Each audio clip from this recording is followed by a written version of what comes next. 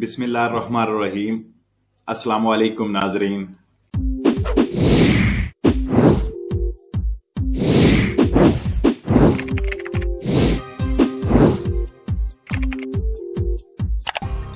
Bonus 2400 euro के बारे में अगर हम बात करें तो इसमें थोड़ी सी एक अपडेट हुई है। पिछले प्रोग्राम में मैंने वजाहत से आपको बता दिया था कौन कौन से लोग इस बोनस में शामिल होते हैं।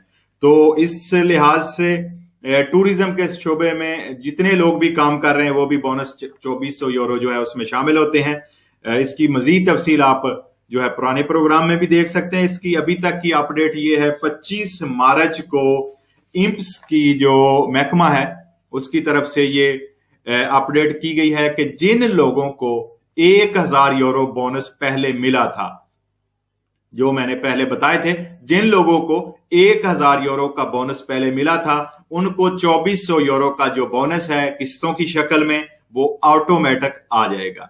अगर कोई इसकी शर्त पर पूरा उतरता है और उसने पहले ये दुमानदा नहीं किया था, उसको पहले 1000 यूरो नहीं मिला था, तो वो जो है 30 अप्रैल के अंदर अंदर दुमानदा कर सकता है किसी भी पत्रोनातो से या किसी भी काफ के ऑफिस से जाकर।